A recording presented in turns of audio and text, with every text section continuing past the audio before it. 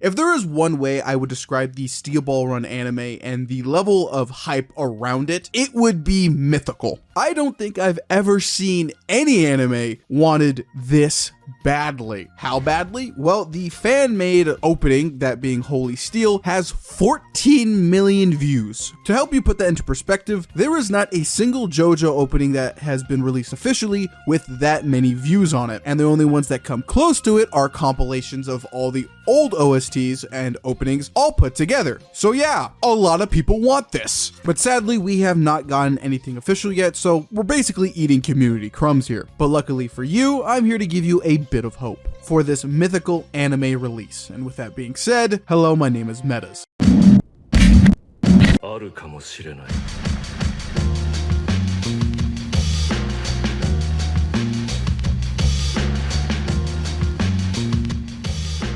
Walk with me. So before I give an estimate on when I think this thing is going to drop, I feel like I need to answer two major questions I think a lot of people have about this specific anime release in question. What's all the hype about, and will it even come out? And to answer that last question, yes, like 100% yes, it's going to come out. I have literally no answer on why anybody would think it's not going to come out. Just on the surface level and doing a very tiny amount of research, this answer should be very clear. JoJos is a hyper successful manga series, being in the top 15 most sold mangas of all time, beating its inspiration Fist of the North Star, which technically inspired most modern battle shonen mangas, and Astro Boy, which was made by the godfather of manga, or alternatively known as the god of manga. JoJos has some major street cred, and with that street cred comes a lot of success and money. Looking at David Productions, for example here, they went from a no-name studio not doing anything particularly notable for a while to ending up becoming one of the most successful anime studios in the business currently. Thanks to JoJos, they have now rapidly expanded and are now taking on multiple projects per year, major and minor, now generating for them a massive amount of revenue, allowing them to do much more things. All due in part to adapting JoJos. And since the first 6 parts were extremely successful and being a part of internet culture for a very long time, of course they are going to transform the next 3 parts into an anime. At some point, it's quite literally basic business structure. It's one of their biggest IPs. I have no idea why anybody would think they would just stop at 6. But Metas, what about the series director saying the production committee saying they only plan to go up until part 6? First off, you read that quote completely wrong and tunnel visioned yourself, only looking at the series director's answer to a question you probably didn't read. Second, how it's supposed to be read is basically this: did you expect the anime to last this long? The series director answers, yeah, from the start we planned on going this far if it was profitable. It was extremely profitable. It basically made a name for their anime studio. Furthermore, how this is also stated from the original text, not my summary of how it should be read, is that this conversation happened way before they knew the series would blow up. So yeah, they clearly are planning for more things in the future here, and there is no implication of ever stopping. I have no idea how people read this and thought it's ending for some reason. Like, there's no implication of that, and you can double down on this. If you go down the leaks route, Shueisha back in 2021 did do a trademark for Steel Ball Run, so clearly they are planning on something. However, I do want to clarify that was during an anniversary year, so it could have been for something else completely different.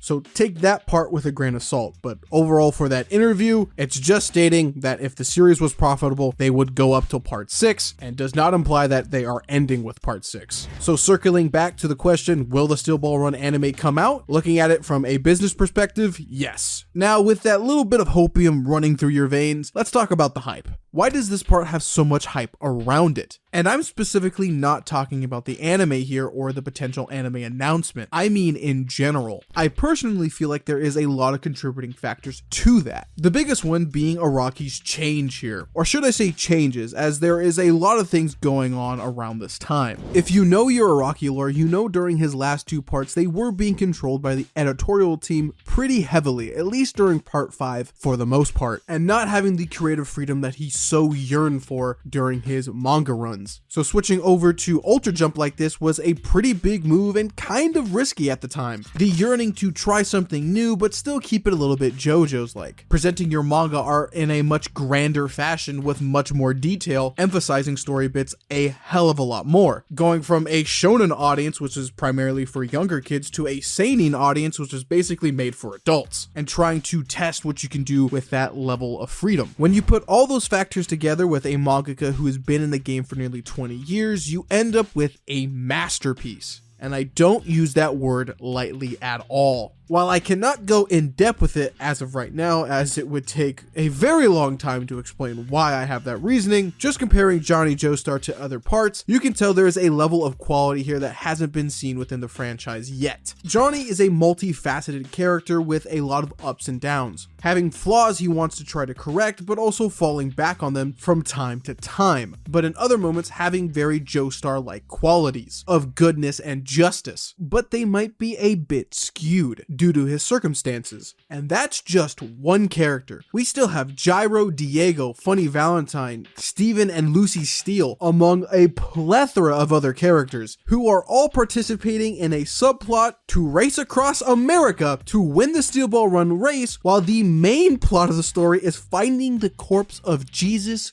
Christ. There is only one Steel Ball Run in this franchise, and it is glorious. And I hope you understand through that very, very brief synopsis of why so many people want this to be animated. It is an epic tale that deserves to be animated for the masses. So with all that questioning out of the way, let's figure this date out. So what we're gonna have to do here is look at David Productions' anime history, because it kind of gives you an answer. And low-key, it's actually pretty fun to look at, because you realize how much JoJo's plays a factor in their business dealings as a production studio for making anime, or just as a business in general. Now, in terms of the early anime history, they are only notable for one major release, that being Tataku, I think it's like Shinjo. I have no idea how to pronounce it. I'm terrible with Japanese. And the rest just being very minor anime with 1 to 12 episodes. So basically, their early animation history is kind of mid, up until part 1 and 2 in the JoJo's anime. And this is where it changes pretty dramatically. JoJo's Bizarre Adventure, Phantom Blood, and Battle Tendency are a critical success. They are so successful, in fact, they release another anime shortly after part 1 and 2, and then immediately go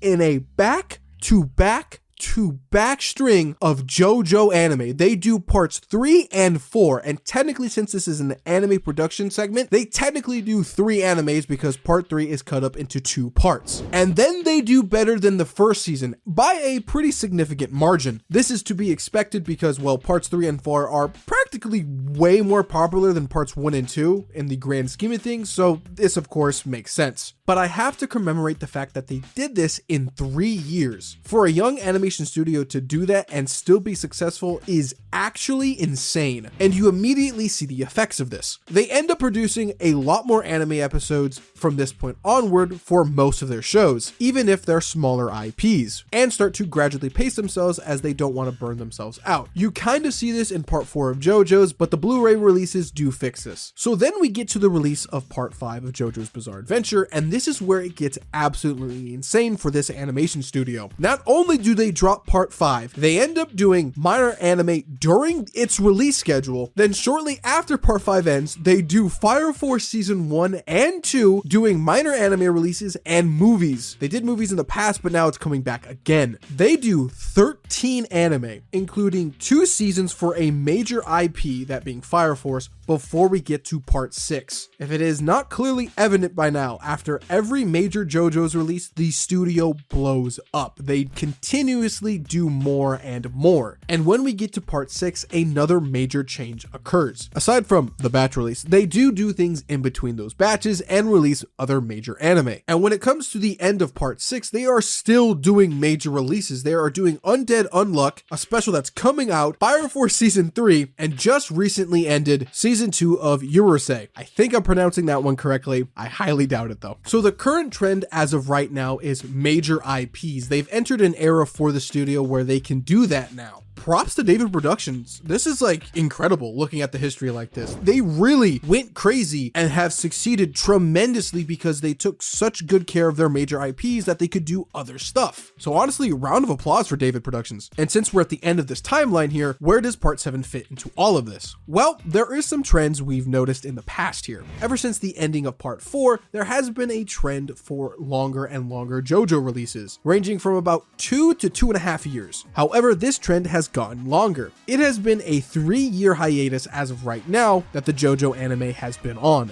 However, it's not the longest hiatus an anime has been on under David Productions' control. That being Fire Force, in between seasons 2 and 3 being 5 years. So are we going to have to wait that long or longer? Well, I'll give you a little bit of hope. I don't think we're going to have to wait longer than that. My reason being is, even though David Productions is a bigger anime studio now that takes on more projects, and that has been the current trend over the years, there really is nothing new as of right now. In terms of a major IP that they can grab, Shonen Jump as of currently is, well, kind of dead. The only thing in that magazine is quite literally Kagurabachi, and anything else is either new or has already been taken. Now, when it comes outside of that to the major manga market, there's a few that come to mind, but since the animation industry is so competitive, it is not guaranteed that David Productions could get it. So any anime that they produce after Fire Force Season 3 and the special for Undead Unluck is probably going to be a minor anime, or movie, or OVA. So we don't have to worry about anything major that's going to drag out this hiatus for even longer. So that's pretty good. But on the technicality that there is some major source outside of the studio that they end up getting and they end up animating before Part 7, or they do something in-house where they do Fire Force Season 4 for whatever reason, or Season 2 of Undead Unluck, I only think it would add like a year or two to the wait. So totaling the years we have now, it end up being like another 3 or 2. So before I go into the final timeline and the date segment of this video, stating where I think the Steel Ball Run anime might drop, we have to talk about production leaks. And before I start yapping, I want to clarify, these are leaks, these are not entirely true. We are speculating here with this info at the moment, so do not take it as solid fact. Also, I will not be showing anything because I'm not giving anybody any free clout whatsoever, so there'll just be some video game footage in the background with some minor editing.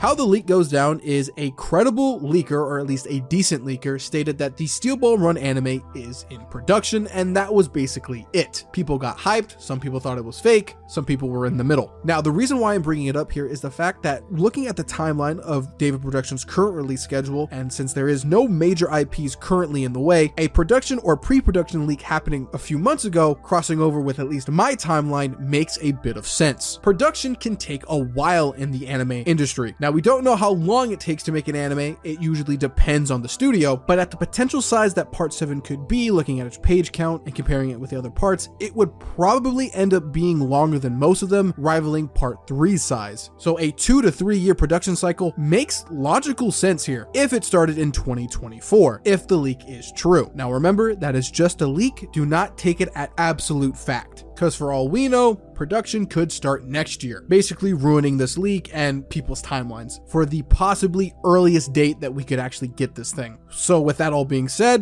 the leak part is over. Now let's officially talk about dates. Now, in the absolutely worst case scenario, I'm talking like this is basically the bad ending. It takes like 10 years for this thing to come out for some apparent reasons. There's like production issues and the studio like falls and collapses and it dies and etc. Like basically the worst case scenario ever, which is highly improbable. The studio is fine, it's thriving, it's gotten bigger. Every JoJo anime drop, they are perfectly fine as of right now. I don't think that will ever end up happening. Now, the reason why I think people think like this sometimes is because it's been like a 3-year long wait and JoJo fans are a bit spoiled. I'm not gonna lie. It's okay, guys, we can wait, it's fine. We want time here as it leads to quality. So taking it one step above this, we have the worst case scenario, which would be a late 2027 announcement and an anime drop sometime in 2028. This scenario only happens if A, there's a whole bunch of either mini anime that take place during this wait, or another major IP comes out, prolonging the hiatus, and that production hasn't started yet and will take place at least sometime next year or the year after that. I think this is the take most people agree with here, as it seems the most logical for some, but I think that's just because they don't know the information in full. Now, going 2 steps above this to the absolute most insane hopium takes ever, we get an announcement in late 2025 after Fire Force and Undead Unluck, and get a anime drop in 2026. This only works if you think DP is doing something similar to when they did part 3 and then hopped into part 4, if they're working on nothing else that has not been announced. I highly doubt it though, because the current trend is minor anime feed into the bigger IPs, and then the bigger IPs lead into grabbing more mini anime and bigger IPs for the future, or ones they currently own so they can do another season. Now we're going to take it a step down to what I think is the most realistic scenario and the most plausible one with all the information I have provided. So let me lay it out. If the leak is true and they have started production this year, and the length of this anime is going to be as long as part 3, or at least subpar to it due to its manga page count, starting production right now makes sense. In that time between David Productions' latest major IP drop and filling that time in with minor anime to help the Steel Ball Run adaptation, if David Production doesn't want to wait longer than 5 years, we would see a late 2026 announcement and then an anime drop sometime in 2027, which realistically at the time of me recording this, and not counting the last few months of 2024, would be a 2 long year wait, or 3 depending on how you look at it, which in my mind is honestly realistic and pretty reasonable. Remember folks, we want quality here for an amazing part that needs to be adapted correctly in order to enjoy it in full, at least in my opinion. Now, that's basically all I have to say. If you disagree or you agree, tell me in the comment section down below. I'd love to hear it. With that all being said, like, comment, share, subscribe, follow me on Twitter, stay hydrated, and I'll see you in the next one, ladies and gentlemen. Deuces.